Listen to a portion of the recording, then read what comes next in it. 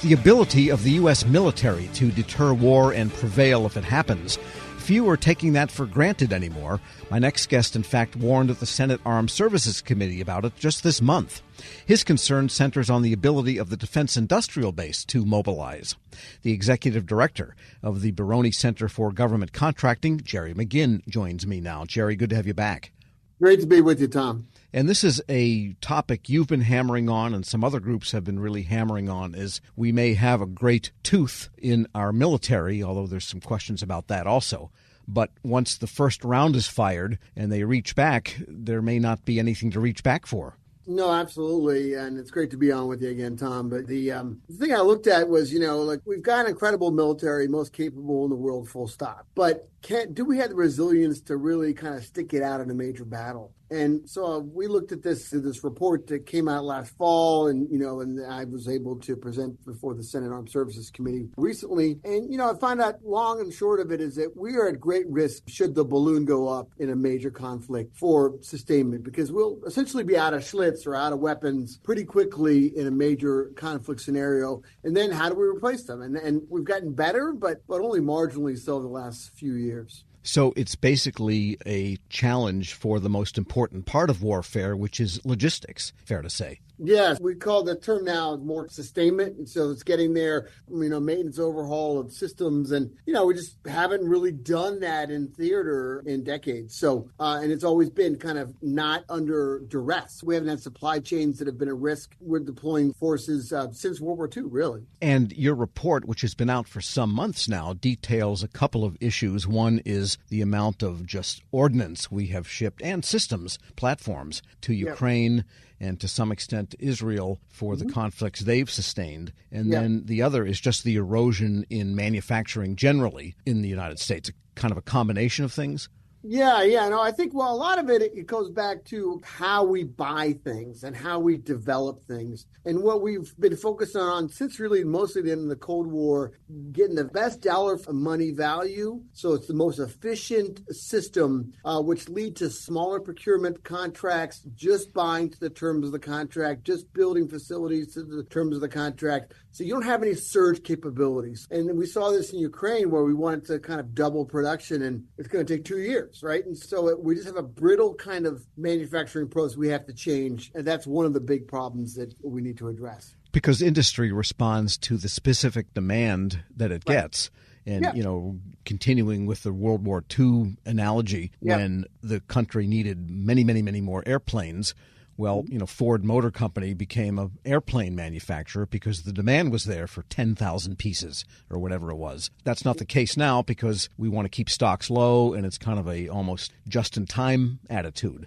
Which is, kind of works okay, in certain situations, but it don't work for a major theater war. And we actually have done this more recently than World War II. And we had the situation where, if you remember, during the battles in Iraq and Afghanistan, our soldiers were dying from roadside bombs. And so we created these new vehicles called MRAPs, or mine-resistant ambush protected vehicles. And what happened is, we were able to, from the drop of the request for proposals or the RFP through 16,000 MRAPs produced, they were able to do that in 3 years between 2006 and 2008. And that was because they simplified the design, very simple requirements. They bought a crap load of them, and they bought them from different manufacturers. So they changed how they bought, and they really simplified things. And that's the kind of approach we're going to have to go back to scale in how we produce and procure things. We're speaking with Jerry McGinn, Executive Director of the Baroni Center for Government Contracting at George Mason University.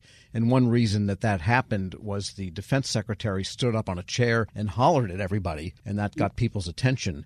And so it does start with some leadership thinking about this in a strategic way, fair to say? Oh, absolutely. And I think in the report, we looked at 4 case studies. We looked at World War II, we looked at MRAP, we looked at COVID, and we looked at Ukraine. And success in the first 3 of those was around kind of leadership. The sense of urgency, the leadership of President Roosevelt, Secretary Gates, both Presidents Trump and Biden under COVID, and that really had the sense of urgency and really kind of built bipartisan teams to really kind of drive it. And what did you tell the Senate Armed Services Committee just this month? Is it a function of procurement reform needed? Is it a function of sufficient budget for stocks and also recapitalizing the organic industrial base, or a combination of things, sounds like?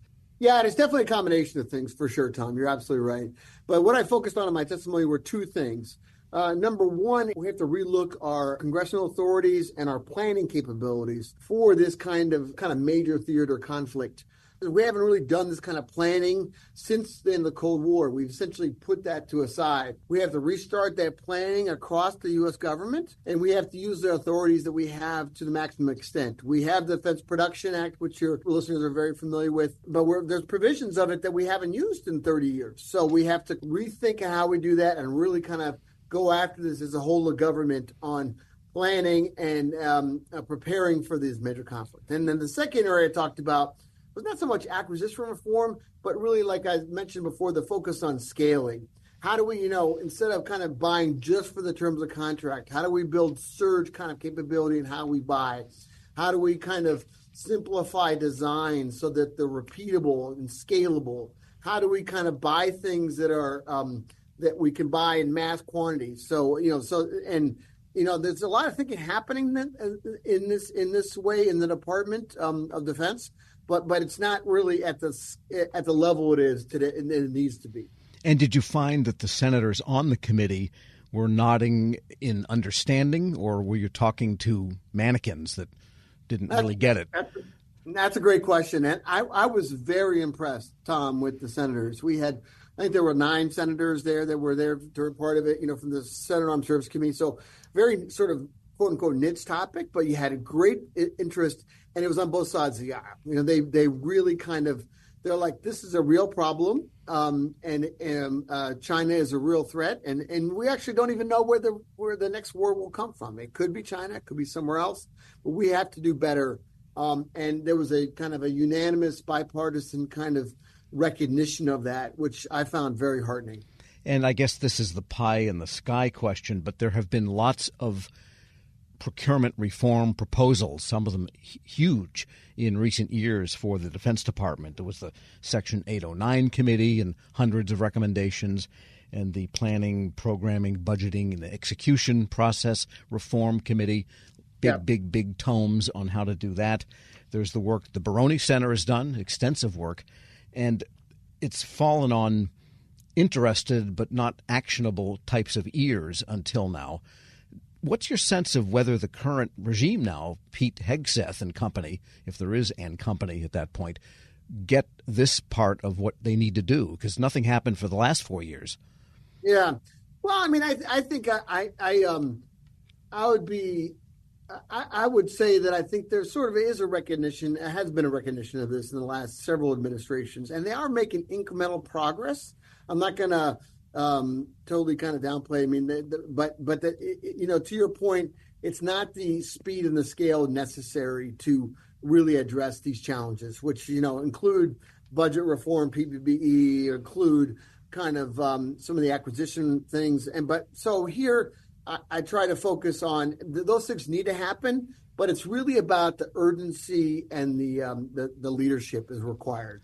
And I think there is the current administration certainly has made changing how we buy, the prioritization of commercial technologies, the need for getting things to the battlefield fast has made that a priority. Now, like as you say, they got the secretary and the deputy there, but you don't have the leaders there, and they haven't submitted their 26 budget. So how that's going to play out is still to be determined. But they definitely had that sense of urgency, that sense of prioritization, and so I'm hopeful that that they'll continue to move. But we really need to stop being incremental and really be more kind of really almost revolutionary in how we think about these in terms of developing the capabilities and get them to the warfighter in the speed and at the speed of relevance. Jerry McGinn is Executive Director of the Baroni Center for Government Contracting at George Mason University. As always, thanks so much.